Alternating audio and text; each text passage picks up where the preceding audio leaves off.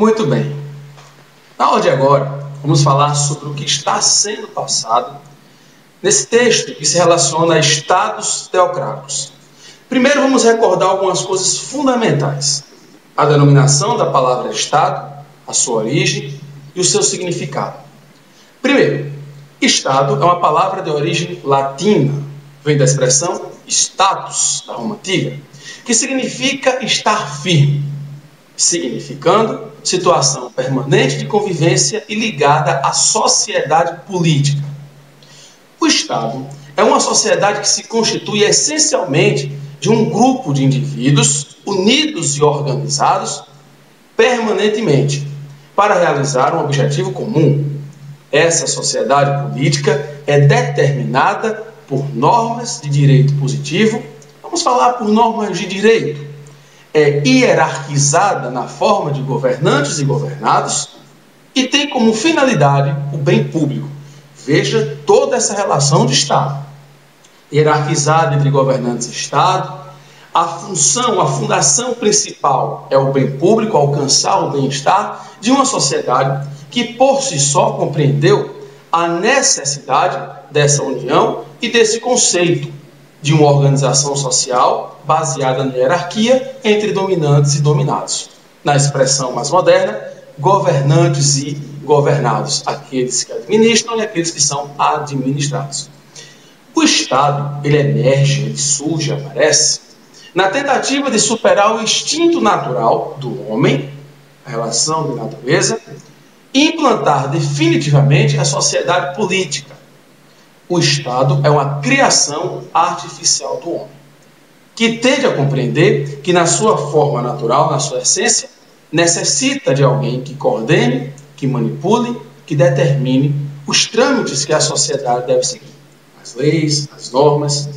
Essa expressão Estado, inclusive, como sendo expressão da modernidade, a partir do século XVI, está escrita e representada no livro da obra O Príncipe, de Nicolau Maquiavel, publicado em 1513.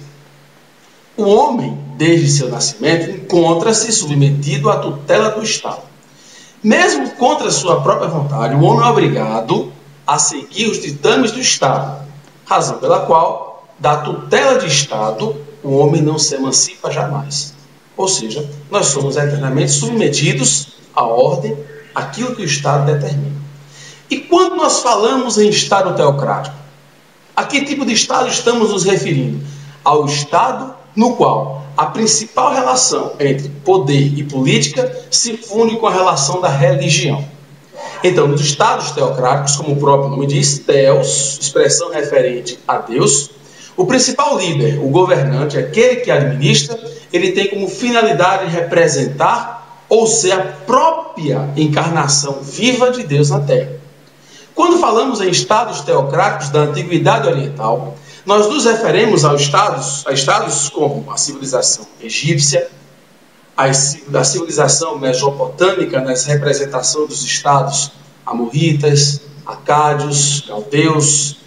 Falamos de estado com a representação da Pérsia Antiga, com suas particularidades, evidentemente, mas falamos de estados no qual os seus principais líderes representam o poder de juiz, no caso o poder jurídico, o poder político na representação de um imperador, de um faraó, e o poder religioso nessa mesma personificação, sendo que a relação dos cultos, a relação dos oráculos, a relação das formas de cultuar, de buscar, de alcançar os deuses, que lhe darão os retornos em forma de boas plantações, de água para essas plantações, vão voltar aquilo que foi tão pedido durante as assembleias ecumênicas, durante os cultos, durante as adorações.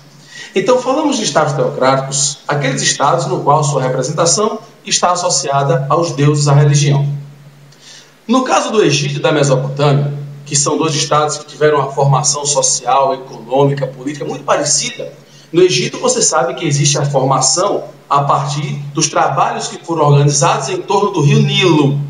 Na Mesopotâmia, você tem essa organização baseada no trabalho que foi organizado em torno do rio Tigre e do rio Eufrates. As sociedades dos estados teocráticos do Egito e da Mesopotâmia tiveram em comum o fato de terem organizado toda a sua produção, toda a sua formação, a partir da produção de excedentes, cereais, o trigo, a cevada, da colheita de frutos, como o figo, ao mesmo tempo que tiveram uma organização de um Estado centralizado na figura de um líder que representava os deuses, e, claro, dessa produção de excedentes, que é resultante dos trabalhos organizados em torno das águas dos rios. Daí a relação de se chamarem estados hidráulicos, sociedades hidráulicas. Falamos também que são considerados, esse estado, governos teocráticos de regadio, por conta dessa formação em torno dos trabalhos do rio Nilo, no Egito, e do Tigre do Eufrates, na Mesopotâmia. Mesmo havendo uma burocracia de sacerdote que tem o poder de administrar algumas cidades, todas essas administrações estão sempre associadas aos oráculos, estão sempre associadas ao poder religioso que tem como figura central o faraó no Egito e o imperador na Mesopotâmia, não podendo ele ser contestado, ser duvidado, e nenhuma opinião fora a sua vontade, ou aqueles a quem ele abre aos seus sacerdotes, pode chegar ao faraó, pode chegar ao imperador. Então, uma vez que nós temos uma divisão hierárquica de uma burocracia forte, de um Estado centralizado como era no Egito, a figura do faraó ela se torna algo inalcançável para a população, que dividia-se necessariamente entre nobres e camponeses. É claro que dentro dessas divisões, você havia uma classe intermediária, você encontraria uma classe intermediária formada por escribas, por artesãos, artífices que trabalhavam diretamente para o faraó ou para os sacerdotes, que tinham um certo respaldo social. Enquanto a classe camponesa, a classe que trabalhava nas plantações, nas construções de aquedutos, de diques, essa classe, ela recebia os dividendos entregues pelo Estado, sob a forma de tributos, pagavam os impostos e tinham o direito de orar, de respeitar ao faraó e, claro, de cumprir as suas ordens. Na realidade, esses direitos eram mais deveres, que, por sinal, nós não podemos nem sequer utilizar a expressão direito nessas sociedades.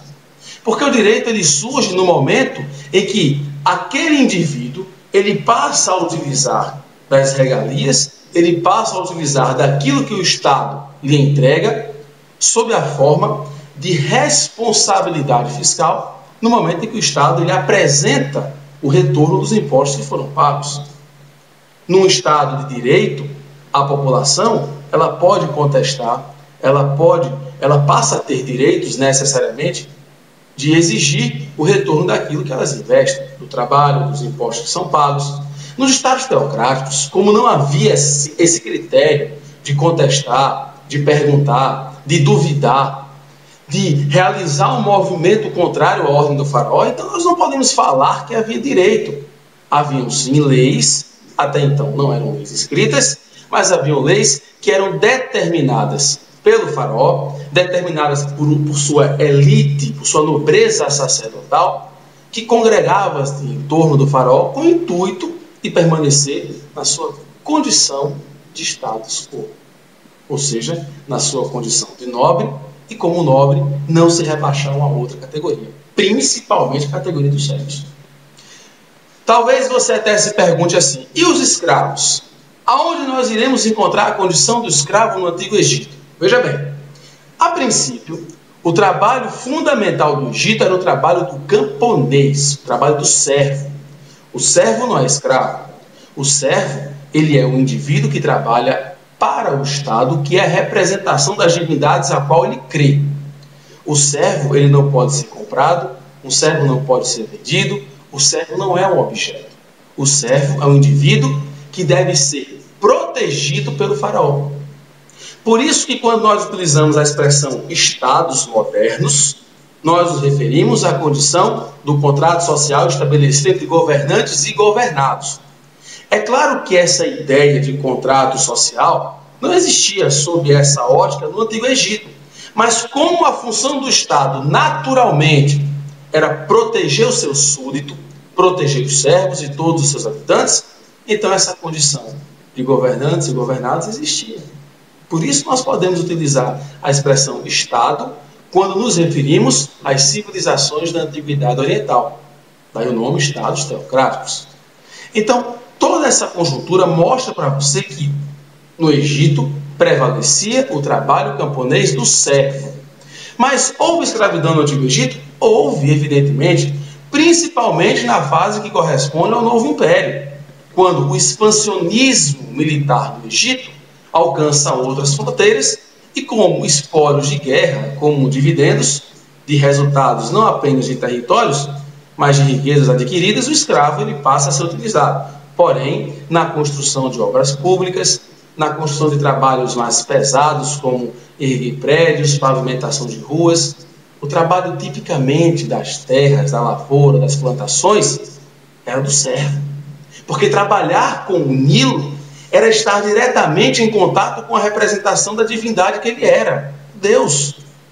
O Nilo era uma divindade. Então, apenas os egípcios, apenas aqueles camponeses devotos do Estado, devotos do faraó, devotos do Nilo, que poderiam trabalhar naquela profissão. Então, entenda que Estado teocrático é toda a formação política, religiosa, que embasa essa junção do poder público com o poder religioso. Acompanhe mais um pouco no texto, releia e tenha um bom entendimento. Maiores dúvidas, deixe sua mensagem, suas perguntas e eu responderei. Um abraço, até a nossa próxima aula.